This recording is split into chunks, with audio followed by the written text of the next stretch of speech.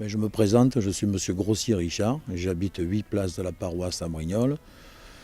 Je suis né à Brignoles et j'habite à la même adresse environ depuis une quarantaine d'années. Je suis retraité et je voudrais dire à la municipalité de Brignoles les 10 points qui me semblent les plus importants pour que le centre-ville de la vieille ville, je dis bien de la vieille ville, pour que au niveau des plans de circulation, au niveau des plans de stationnement, pour que tout cela soit amélioré. Il n'y a pas grand-chose à faire, mais il y a quand même des choses à faire. 10 propositions. 10 propositions, oui. Une dizaine de propositions, et je pense qu'on aura réglé 80% des problèmes de la vieille ville.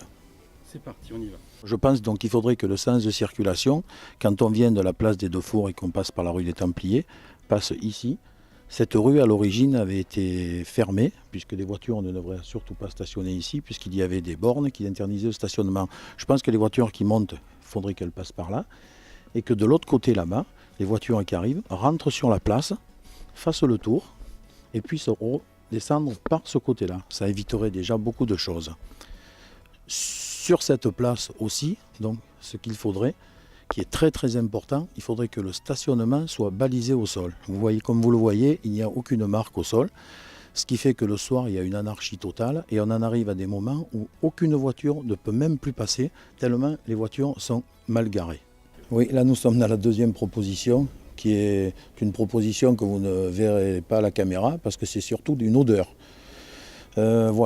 Tous les jours, c'est admirablement bien nettoyé par les services de la mairie, on ne peut pas dire le contraire, c'est toujours très bien nettoyé, mais malheureusement, les odeurs se sont incrustées dans le sol, et ça en arrive, au plus il fait chaud, surtout quand il fait chaud, à devenir complètement irrespirable quand on monte les escaliers rouges. Et d'autant plus que vous avez la vue, qui est très très agréable, parce que le soir, comme c'est nettoyé le matin, le soir les chiens sont venus là, et je trouve que c'était très très agréable quand on arrive de voir tout ça, là, toutes ces crottes là. C'est très très agréable pour les gens qui habitent dans le quartier, pour les touristes et tout. Je trouve que c'est très très bien. Qu'est-ce qu'il faut faire Déjà, il faudrait que ça soit clos, qu'on ne voit pas déjà ce qui se passe à l'intérieur. Et je sais pas, je pense que le revêtement du sol et du béton, c'est pour ça que les odeurs reviennent. Je pense que peut-être si c'était carrelé, ça éviterait que les odeurs ne ressortent. Je ne sais pas. Ou alors tout simplement le supprimer, le mettre ailleurs. Des améliorations techniques ou un déplacement. Ou alors un déplacement, parce que à mon avis ça ferait plaisir à beaucoup de gens dans le quartier déjà aussi quand même. Sauf ceux qui ont des chiens. Sauf ceux qui ont des chiens, effectivement. Alors qu'est-ce qu'on fait pour ça? Ils ramassent. Ils ramassent, ce qu'on devrait faire. C'est ce qui se fait un peu partout. C'est ce qui se fait un petit peu partout, mais à Brignoles ça va un petit peu mieux quand même. On voit des personnes qui ramassent, mais ce n'est pas la totalité des gens qui ramassent, c'est loin de là. Hein. Donc je pense que quand on a un animal, on en assume pleinement les conséquences. Hein. Et les contraintes. Et les contraintes, surtout les contraintes, oui. Le point numéro 3. Le point numéro 3, vous voyez, il y a un joli panneau, stationnement interdit hors emplacement. Vous voyez le sol, les traces d'huile, ce qui prouve qu'il y a souvent des véhicules garés là. Et le soir, il y arrive à ce qu'il y ait une voiture, 2 voitures, et même des fois 3 voitures en longueur qui sont stationnées là. Ce qui fait que les voitures qui sont là, les gens ne peuvent plus passer. Ou très difficilement. Pourquoi les gens se garent? Il n'y a pas de contrôle? Je pense qu'il n'y a pas beaucoup de contrôle. Alors la verbalisation est très aléatoire chez nous. Un soir ça passe, on verbalise tout le monde, et puis après on peut passer pendant 15 jours, on les voit passer, ou on verbalise absolument plus personne, on ne sait pas pourquoi. Qu'est-ce qu'il faut faire? Je pense qu'il faudrait mettre, comme on met un petit peu de partout, une borne, ou 2, comme on a fait là-bas, un peu plus loin. Je pense que le problème serait résolu. Ce n'est pas des gros travaux. C'est des idées. Alors le numéro 4, voilà, c'est ce panneau sans interdit, qui n'est absolument pas respecté. Au début, on croyait que c'était des touristes ou des gens un petit peu perdus, mais malheureusement, on s'aperçoit que c'est 80% des gens du quartier qui prennent le sans interdit. Alors, il n'y a aucune répression, tout est bien qui finit bien, jusqu'au jour où il y aura un gros problème, parce qu'il y a des gens qui passent très très vite, et on arrive au bout, on est face à face, hein, donc je ne vois pas pourquoi les gens ne respecteraient pas le panneau. Il n'y a aucune raison qu'on ne respecte pas un sans interdit. Et la raison, c'est parce qu'il y a eu bien... Pourquoi ils le prennent dans ce sens-là? C'est plus facile? Ah oui, c'est sûr que c'est plus facile, c'est certain, mais pourquoi il y en a qui font le tour? Parce que les gros véhicules ont des difficultés Non, on passe très bien. Avec un véhicule, on passe très très bien. Avec une voiture, il n'y a aucun problème. Avec un fourgon, même on arrive à passer parce qu'il y a des gens qui passent. Hein. Il y a des gens qui passent avec des très gros véhicules. Et il y a des gens qui prennent le sens interdit avec des très petits véhicules. C'est beaucoup plus court et puis je ne vois pas pourquoi on ferait le tour de toute manière. Il n'y a personne qui dit rien, donc il n'y a aucune raison de faire le tour. Hein. Je crois que le problème est tout là. Hein.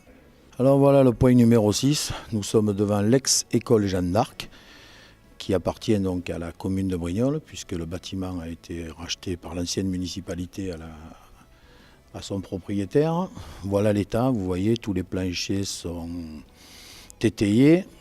Et il y a un grave problème parce qu'on ne nettoie jamais les feuilles qu'il y a dans les cours. Il y a 2 cours dans l'école Jeanne d'Arc, pour ceux qui connaissent très bien, il y en a une en haut et une en bas. Celle d'en bas était nettoyée 1 fois par an, parce qu'ils y faisaient l'apéro des médiévales. Donc voilà pourquoi elle était nettoyée, autrement elle ne serait pas été. Ah non, il n'y a plus d'apéro, mais non, on prend des tuiles sur la tête, ça devient vraiment dangereux d'être là-bas. Alors il faut le faire l'apéro avec un casque. Hein. Il faut un casque. Hein. Il faut chez l'apéro avec un casque, oui. Et là maintenant, donc, dans la cour du dessus, comme vous pouvez le voir, il y a environ 70 cm de feuilles mortes. Et il y a quelques jours, une entreprise est venue à couper les arbres. Et en plus des feuilles mortes, ils ont été payés pour couper les arbres, mais pas pour débarrasser les feuilles, ni les branches. Donc il y a les branches, il y a les troncs d'arbres et tout. Et ce qui nous fait très très peur, il y a souvent des gosses, il y a souvent des gosses qui rentrent là. On appelle régulièrement la police municipale pour qu'ils viennent fermer parce qu'ils ouvrent par derrière, ils cassent les serrures, ils ouvrent les portes et tout. Ce qui nous fait très très peur, c'est qu'un jour quelqu'un y mette le feu. Et ça fait très peur aux gens du quartier, d'autant plus que si les pompiers devaient y accéder, il y a des moments où ça serait folklorique. Hein. Le soir, oui, le soir, il y a des moments, je me demanderais avec quoi les pompiers passeraient. Hein. Ils ne pourraient pas passer avec un camion de toute manière. Hein. Donc voilà. Le soir, avec les voitures, la plupart du temps, tout est complètement bouclé. Hein. Voilà un nouveau point. Vous voyez ce bâtiment qui a été refait, qui est très joli, qui est très beau, mais il y a un problème. Le seul endroit où on peut se croiser en voiture, c'est là. C'est le seul endroit où on peut se croiser en venant de là. Et le seul endroit où on peut se croiser, comme vous le voyez toujours, il y a énormément de taches d'huile au sol. Ce qui veut dire qu'il y a constamment des véhicules garés. Avant, il y avait un panneau défense de stationner. Ce panneau a été levé, il n'a jamais été remis. Je pense qu'il faudrait un panneau, plus faire un zébra peint au sol, pour interdire les voitures de se garer là. Ce qui permettrait qu'on puisse, comme vous voyez la voiture qui parque, ce qui permettrait que quand on se croise, on puisse se croiser ici. Et des fois, il y a même 2 voitures, là, et on est obligé de rouler sur le trottoir parce qu'on n'arrive même pas à passer.